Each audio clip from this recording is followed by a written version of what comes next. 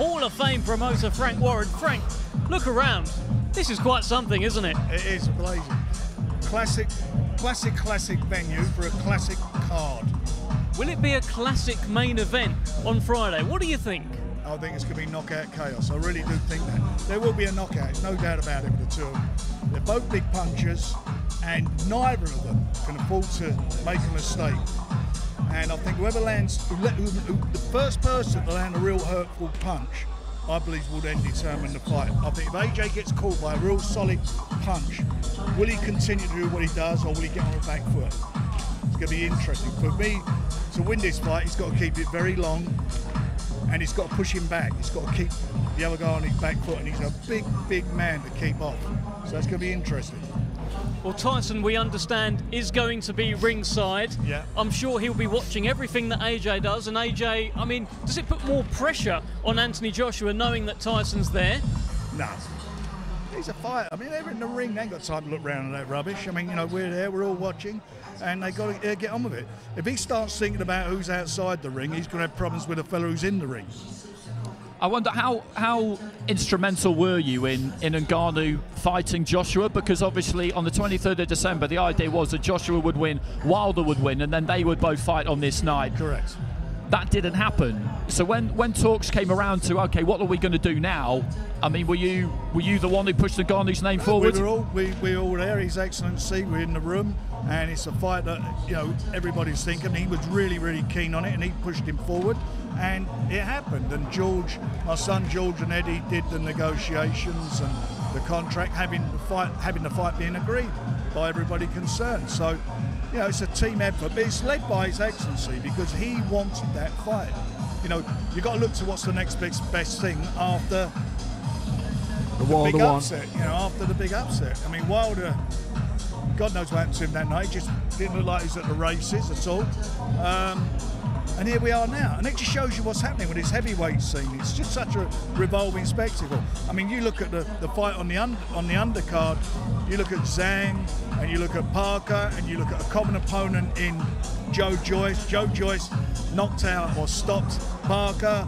Zhang, not once but twice, upset the odds because we fancied Parker, get right there. We fancied our man to win, and he got beat. Joe got beat, and look what that's led to. So it just, you know, everybody seems to be, they're out of the game, and suddenly they're resurrecting themselves, and they're doing that because of the amount of heavyweight fights that are going on, and the fact that everybody's vying to get into a position to fight the winner on the 18th of May fight, which is the biggest fight this century, of the heavyweights unifying the title. So that's what's going on. So every one of these heavyweights know what's at stake.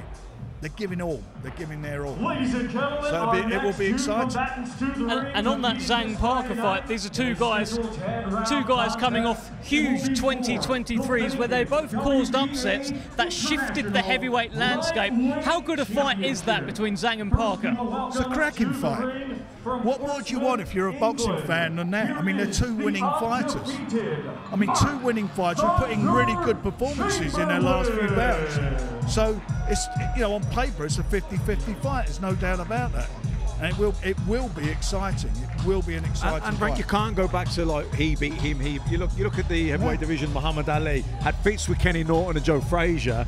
George Foreman blew the two of them out, but then Ali boxed the head off George Foreman. Styles make fights. And you look at, and you know, it actually is the old adage: styles make fights. Sometimes they blend, sometimes they don't.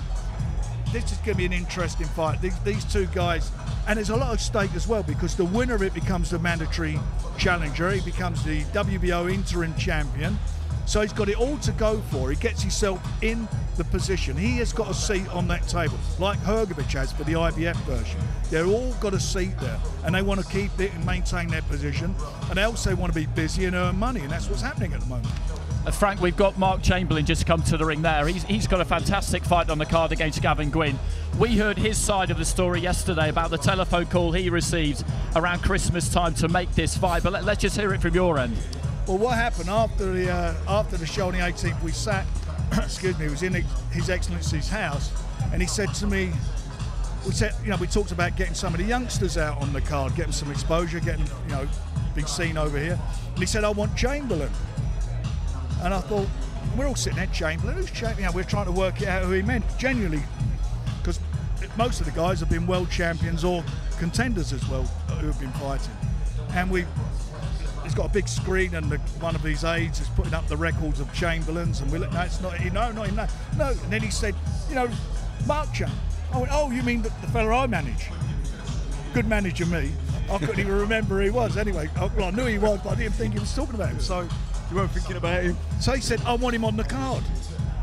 Well, no, it actually threw me. I went, well, yeah, of course, that's not a problem. And I rang Mark, I called, I said, listen, what are you doing on the day? What are you doing? I said, we want to make a fight for you. And he said, I'm in the car. I think he said he was in the car or something, and he didn't quite believe me. I said, hang on a minute, I'm going to put you on to somebody. So I put him on to His Excellency, give him the telephone, and he started talking to him. And it was like a real surreal moment. But it shows you, though, that His Excellency is watching all the fights. He's watching all what's going on. And he has he's a massive boxing fan, and it's quite refreshing from our perspective, because it enables us to make some of the fights that we've been talking about for a long time. And anyway, next minute, that was it. He gave me the thing back. He went, is this real? And you know, couldn't quite believe it. And that was Thought he was being punked. Thought he was being punked. He did, 100%. But he wasn't being punked. Where's the hidden camera? But he's got it, and he's here. I mean, it's just, and that's a tremendous opportunity. But let's get it right. He isn't being put in an easy fight. No. It's a tough fight. These two, I mean, again, they got an opportunity to really show what they're all about. Both the fight, or every fighter here, but both the fighters. So if whoever comes through is going to, I'm sure, be involved in future fights here. Well, Frank, another fighter, while we've got you, who's got the opportunity to show what he's all about, to change his life, is Nick Ball. He takes on a serious featherweight, biggest test of his career. Tell us about this one. Well, I think Nick's one of the best young fighters in the UK. I think he's past the prospect stage, so he's done everything that's been asked of him. He's got a very difficult style if you're going to fight him. You know, he's got a tremendous work rate. He's on you all the time, and he's difficult to hit. At least I hope he's going to be. But he's very difficult to hit. If you watch him, he does his work, and he can just move his head or shift his body and get out, and slip and slide punches. But he's in with a real good quality operator. I mean, I think it's the best featherweight out there. So it's no given, that's for sure. It'd be a tough fight, or could be a tough fight. But whatever happens, this is a great experience for him, one way or another, because he's getting an opportunity, and win or lose, he's going to learn from this fight. And I genuinely think he's got a great chance of winning. One thing that stands out about Nick, whenever I talk to him, his temperament. He could be doing anything. He always keeps the same cool, level head. We've seen him on the undercard of Fury versus White, stepping up against Isaac Lowe, kept a cool head, got the job done. I don't think he'll be fazed by this, Frank. No, he's quite a cool customer, and he's got tremendous self-belief, and he does believe, and he believes in what he's capable of doing, and he's relishing the opportunity at the moment. Well, we're bringing in Mark Chamberlain. Everyone all right? Sorry, thanks. Got it wrong. That phone call, we got the wrong date. What do you mean? You know, the match. He said, can you do it? We're going to cancel the fight, and you fight on the next show. Is that right? No. I mean, it's too late for that. Have me going then. Well, Frank, manager of Mark Chamberlain, promoter of Mark Chamberlain, obviously a big fan of Mark Chamberlain. How are you feeling about him heading into this one? Toughest fight of his career. Look, we said it just before you got here, Mark. It's a tough fight. He knows it's a tough fight. He's got to be at his best, because the other guy will be at his best. So for him now, it's all about showing what he's all about. As I say, he's in with a very, very, well, he is, isn't he? A tough fighter. I mean, but you've got a chance to shine on a big stage, on a show that's going all around the world, and make a name for yourself. Well, Mark, just have a quick look at the screen there. That is the man standing in your way on Friday night, Gavin Gwynn. You've seen him, I'm sure you saw his last fight as well, but what's going through your head when you're looking at this guy? Not a lot, really. Nothing at this precise minute. All matters on Friday night, really. We can all stand there and hit the pads, but they don't hit back. But is what it is, isn't it? You certainly hit back. Definitely, and I'm sure he's going to find out. Fantastic stuff. Thank you very much, Mark Chamberlain. Well done, my old son. See you at the presser. Bye, mate. Frank, let's just keep you for a tad longer. Talk to me again about the main event, about Joshua versus Francis Ngannou. What have you made of Anthony Joshua's demeanour this week? Because heading into Day of Reckoning, he looked like he was under a lot of pressure. It seems like he's a bit cooler this time round. Well, he was under a lot of pressure for that fight. He's under a lot of pressure for this fight, and he certainly was for the Day of Reckoning.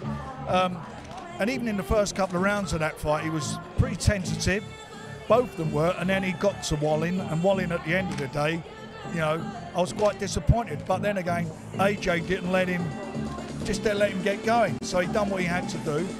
He's in with a different guy this time, because in Ngannou, what he's got is somebody who, from being born, has been a fighter. You know, you look at his background, how he's come out of Africa, working in mines when he's 9 years of age, tough life, sleeping on the streets. So he's a fighter.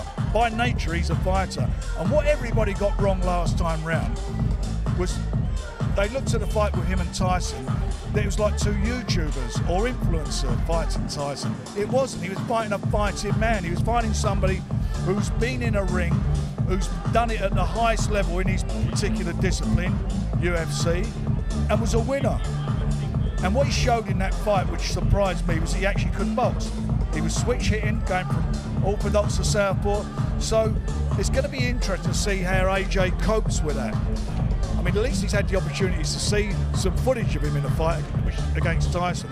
But you can bet your life that his team, Ngannou's team, have done their homework like they did against Tyson. They've done their homework on AJ, and they'll be looking for any chinks in his armour. They'll be looking for the losses that he's had, and can he exploit them? He will be there. He will be in his face. He's a big lump, and he is up for the fight. I mean, he genuinely thinks he can win. And for me, it's all about, like I said earlier, you know, who lands that big punch? Who's going to get the respect? Because somebody's going to get caught early in the fight, and we'll see. Andy, we're talking about every chat we have with Dewey Cooper, and we come away from it just completely believing Francis Ngannou's trainer. He thinks that he kept Ngannou on a leash in that first fight, in the fight with Tyson Fury, and in this fight, he's going to let him off the leash. It's a possibility. You know, we saw the poise and the composure that he had in that fight against Fury, but he might do it a different way this time, because what he wanted there was he wanted Tyson to come on to him. He wanted to try and make Tyson come to him, because that's not generally what Tyson wants to do. And I think Tyson was a little bit confused by this guy with so little experience, who was happy just to kind of hold his ground. Joshua, the theory goes, isn't that comfortable when someone really steps on him and looks to try and land on him. So we might see a different kind of Ngannou. He is very convincing, Dewey Cooper, but what's fascinating about it is he's absolutely right. He can only be better for that 10 rounds, but he's lost the element of surprise. So you give with one hand and you kind of take away with the other. So there's still this kind of air of mystery, really, around what we'll get from Ngannou, and I love that. It's good experience to have, going 10 rounds with the best heavyweight in the world, right? Well, that's it. And what's he learned from that fight? You know, what's he going to do? You know, that's his first boxing fight. What's he going to do to him? Can he improve on that? And the one thing about it is, you know, it's my opinion, Tyson's a much better boxer than AJ. So AJ has got to use his physical attributes, which is going to be his jab, keeping it nice and long. That's what I would be advising him to do. Ben Davison's no schmuck. He knows what where he's at. They've built a good rapport up between the two of them. So we will see. But at the end of the day, it's going to be about discipline for AJ. He's got to be very disciplined with this guy. Very disciplined. Because he can box. He exactly can. Thank you so much, Frank. We're going to let you go. We're going to swap you out for Gavin Gwynn. Great to speak to you as always. Great to speak to you guys. Don't forget, watch it Friday night.